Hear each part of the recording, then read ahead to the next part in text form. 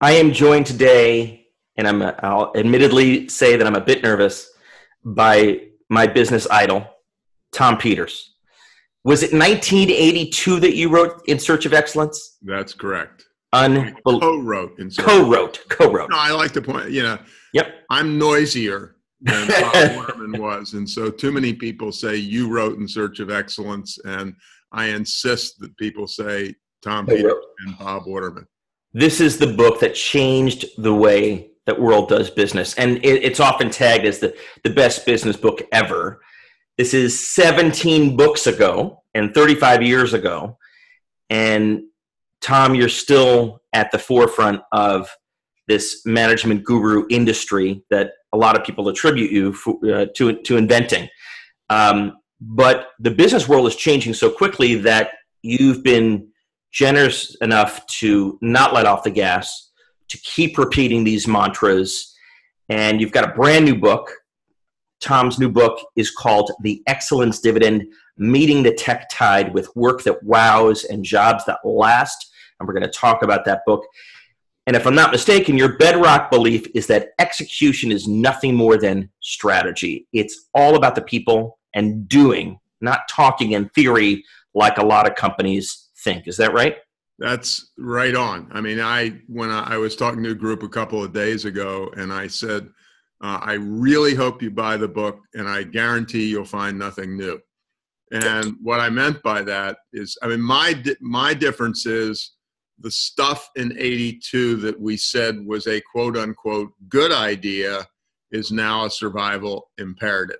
Yeah. And I really believe, I mean, the fundamental hypothesis of the book is that I don't know what the heck happens 25 years from now, nor am I very interested. And not just because I'm an old guy, but because if I'm 40 or 35, first I've got to get through the next 5 years. Yeah. And I will guarantee you in the next 5 years that AI will not go so fast that people's stuff won't matter. I'm reading a book on the craziness of virtual reality right now, and God knows what happens 15 years, but I don't care about that. Yeah, in that window, in the 5-year window. For your career, or Joe Jones or Mary Jones, who is watching us right now. Yeah. Let's get through tomorrow. I mean, there's a wonderful woman, Linda Kaplan Thaler, who's in the Advertising Hall of Fame. Yep. Started her own ad company, grew it to a couple $2 billion in revenue, and she says, don't ever use the word vision around me. I am simply interested in doing the absolute best job that I can for my clients, today.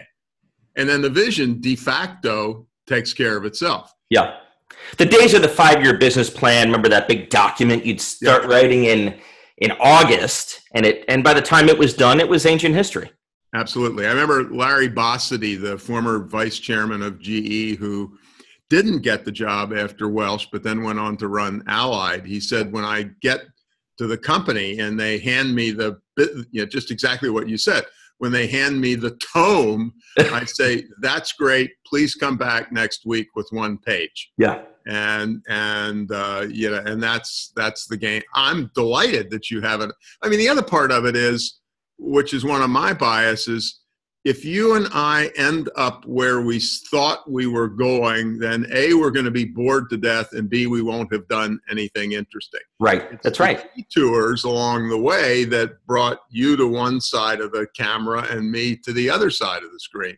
So I have to ask you, after 35 years of saying this and repeating it and shouting it and traveling the world presenting on it, do people finally have the religion? Are we finally basically there that still? No, still. Well, but here's another thing, and I don't really know your audience perfectly, so I may be shooting the wrong dart. My people, I despise the term business guru, but if there is such a term, my people act as if the entire planet consists of the Fortune 200 and the FTSE 100. Yeah. Reality is the Fortune 500, even before their job cuts, I think they employ domestically 7 or 8% of the American workforce, and it's decreasing. And the other 140 million. And I'm not focused on the 1% out of your bedroom office, which I truly believe in. But I love the M in SMEs, the medium-sized company.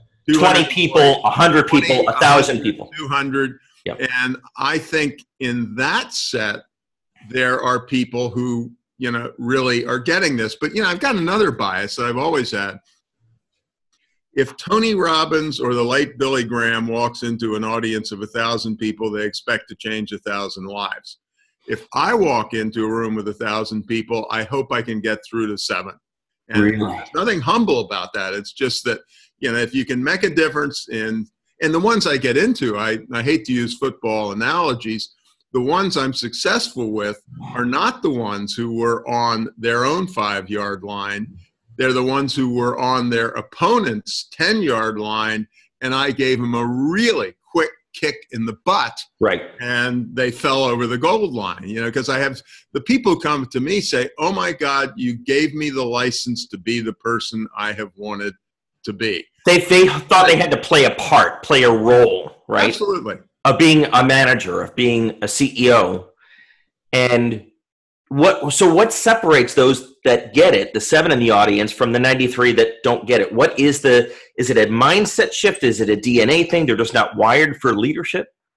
Well, it's entirely possible. My good friend Rich Karlgaard, is the publisher of Forbes, a Silicon Valley guy, Silicon Valley power player, wrote a book a couple of years ago called The Soft Edge. And he said in the Valley, it's the people who get the people stuff who survive over the long haul. And he said, so he asked the question you asked, so why doesn't it happen? And he said, the reason is typically the people who get to the top were the finance and marketing people. And when if you want to create an enterprise that's vital for a long period of time, it is about the people stuff. I mean, there's some fascinating literature. You're a Kellogg guy. I'm a Stanford Business School guy. There's fascinating literature that says our grads will make a ton more money when they go to work, and they will get many more job offers. But at year 20, the liberal arts people have actually surpassed on average the MBAs. That one I hadn't heard. Yeah, they're better. I mean, my thesis advisor at Stanford said it's hilarious. When they come for an MBA, all they want is marketing and finance courses. When they come at the age of 38 to 42 for an executive program in the summer, all they want is the people stuff and the organization stuff. Because they've seen the real world. Yeah, they've seen the real world. And the real world, I mean, there's the Mayo Clinic. Gosh, this is awful because I don't remember the author's name. Don't remember the book title. Yes, I remember the book title. It's Management Lessons from the Mayo Clinic. Mm-hmm. And this just fascinated the heck out of me. I don't know whether it will you. But you are the world's greatest surgeon, and I'm recruiting you for Mayo Clinic. Little do you know that on my hand, I've got a pen, and I'm counting the number of times that you use the word we, you use the word I in the conversation. When you say, my people and I pulled a miracle, as opposed to, well, I was able to move. Which is very common with surgeons, the God complex, and you hear I. And then there's this wonderful woman who got one of the jobs, and she said, I'm 100 times better here because we practice team medicine, which incidentally, to give Mayo credit, William Mayo laid out in 1910. Yeah. He said, medicine is a cooperative science. And has been proven to deliver better outcomes. Absolutely. Better outcomes. No question. Yep. Across the board. So in this, we were joking in the pre-interview about Amazon. In this Amazon world where it feels some days like everyone is being out Amazon, you could plug in Google or Facebook. Does that drive a need for every other business to excel at the people part of their business, service, marketing, engaging with customers, because you can't win anymore on that digital That's front? Basically my bias in this book. And to your point, as you and I are talking, my book came out about 20 days ago or something like that. And I'm not going to use names, but I went into a chain bookstore. I think there's only one left. I didn't even think there was one left. I went into a chain bookstore looking for my book. Yeah. And I love books. And so I picked up about 4 books, not my own, that I wanted to get.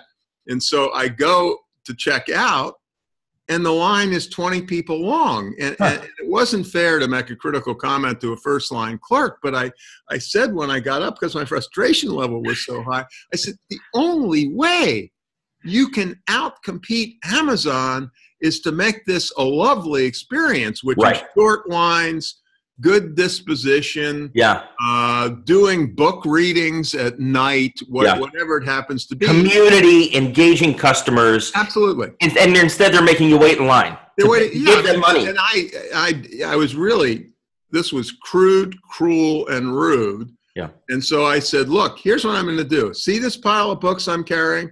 That's about $125 worth of books. I said, I'm going to stand here right now while we're talking and order them all on Amazon. And I did.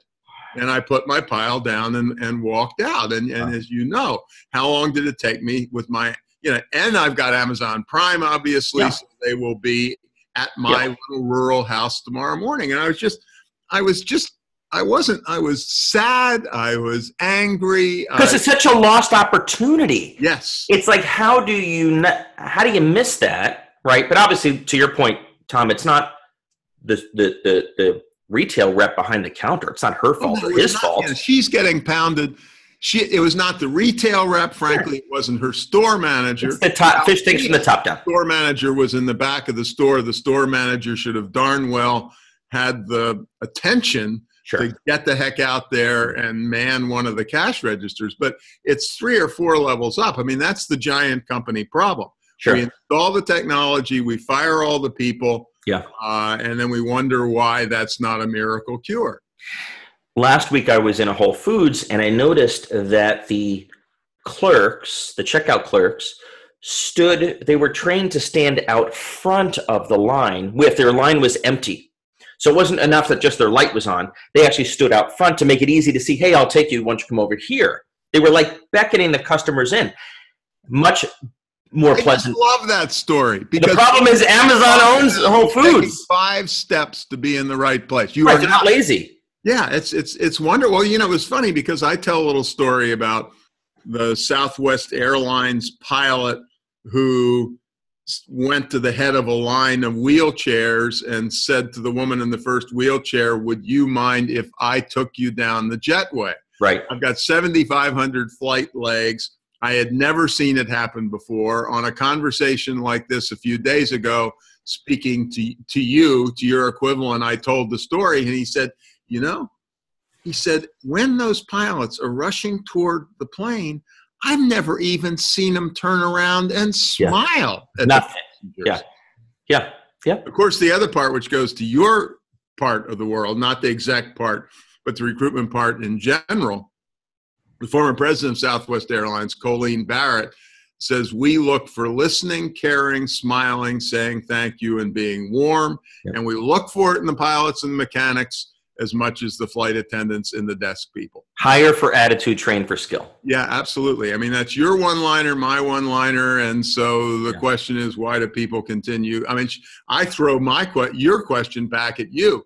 Well, I think that is not rocket science that requires an MBA from Kellogg or Stanford. Why don't people get it? I think the reason, Tom, is when I am with clients and they're in front of a candidate, it feels safe and comforting to see 10 years of experience in my industry. They came from a competitor. He made the numbers. So that's something concrete that I can grab onto. Absolutely. It takes a leap of faith in my abilities to assess a candidate, to look for listening, attitude, DNA. How were they raised with good manners? Did they have to overcome any obstacles as a kid?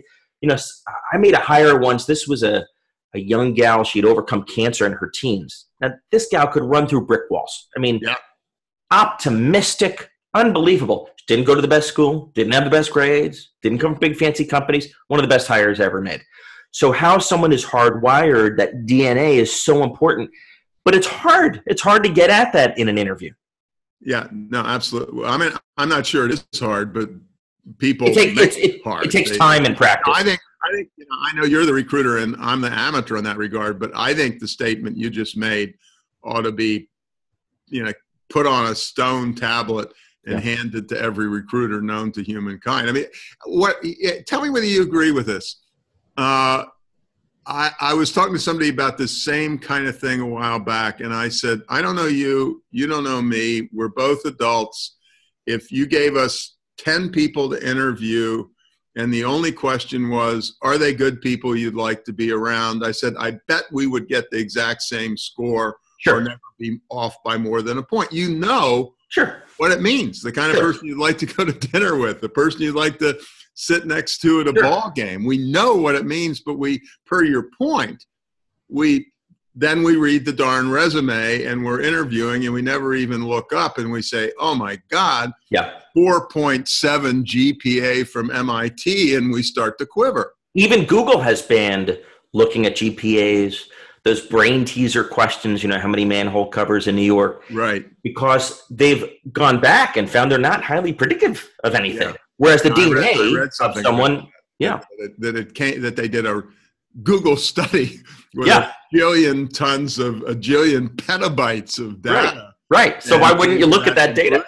Yeah, which is great. Who is unique in their ability to recruit these kinds of people consistently today? Are there companies that, in your mind, that we would have heard of, that the listeners would have heard of? Let me answer it in a cockeyed way. Fortune every year has the list of 100 best companies to work for. And a couple of years ago, they discovered that only 12 companies had been on the list every year. I think it was 18 years or something like that. What I loved, which is an indirect way of answering you, is 7 out of the 12 were in industries where we say we can't do this. That is hospitality, retail, and so on. And they still made it happen.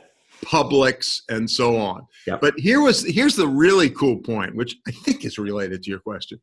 They then went and said, what commonality can we find among the 12 companies?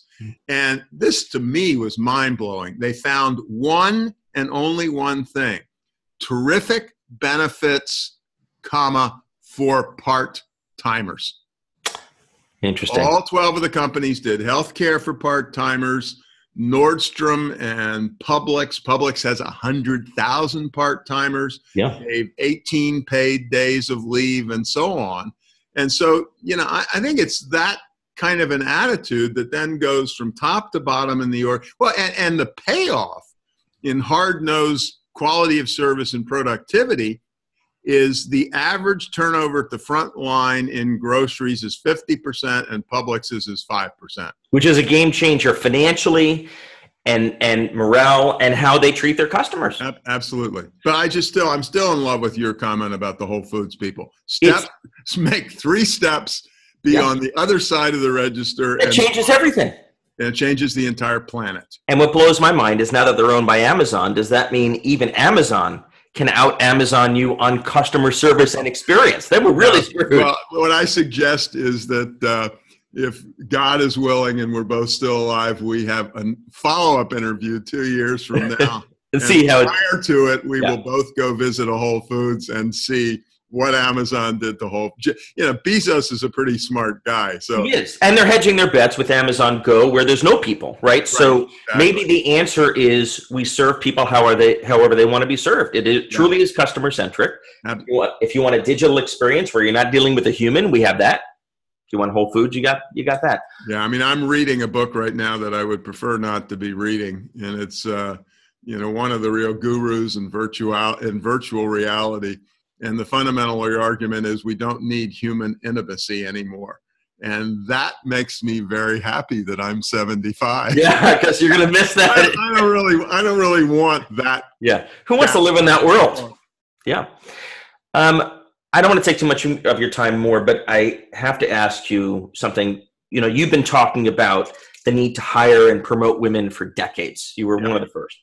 And I remember so distinctly some of your early books in the early 90s were talking about this. Is it finally here? Have people, how we finally, I know we're not there in terms of the metrics, but does everyone get this yet?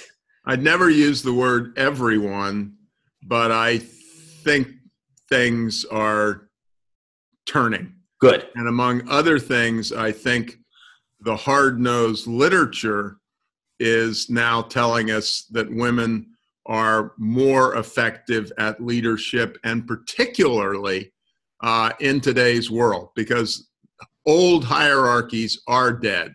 And all the hard-nosed evidence, including neuroscience, is telling us women use we more than I. Yep. Women are more willing to share credit. And if I've got a virtual team of 30 people from 20 companies in 7 countries on 3 continents, order giving and shouting and counting the stripes on your sleeves doesn't work anymore. Right. Command and control is dead. Yeah. And then there's just the hard-nosed stuff. Yeah. There was a McKinsey study, and it said with international companies, women with gender balance on boards of directors won big on every financial measure, and the one in particular I remember was 56% higher operating profit. And incidentally, just to be able to say this while I've got, am looking at some of your fans and friends, gender balance means a board of 10 people. Now, I have all these advanced degrees in engineering and business. Take the number 10. Wait, divided by 2. What it means is a 10-person board with 5 women. That's right. Gender balance. Right. Not token 1, not cool 2 or 3, but 5. Well, here's the most wonderful one of all. Somebody asked Justice Ginsburg, relative to the Supreme Court, when she would be happy with how far women had gotten. Her wonderful answer was, she said, 9 zip. It went for 200 years with 9 men. This time has come. So I'm not requiring that, Jeff, but you're right. It's got to be balanced. And at the same time, I give a lot of credit to that first brave woman who's at the table. There are companies where they've never had a woman leader. They've never had a woman on the board.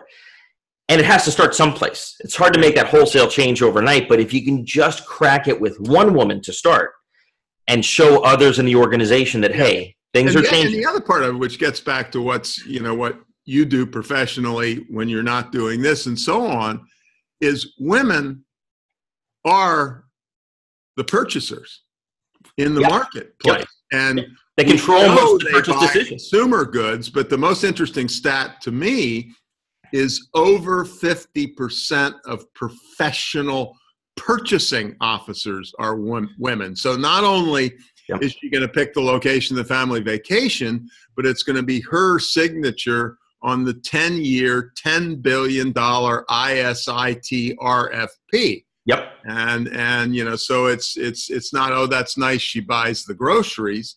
It's she buys the groceries and she decides what computer system we're going to use. So you were optimistic that 35 years later, many companies, hopefully most companies, are finally getting this religion about the advantage. I wouldn't quite use the strength of the language you did. I would say I am cautiously good. That's optimistic. Fair. That's fair. That things are shifting. One last question before we wrap up. What is excellence in the 21st century, now, today, over the next 5 years? What does it look like, and how does that compare to when you first wrote the very first book, 35 years ago? Is it basically the same? Yeah, it's basically the same, but the medium is different. Here's my answer.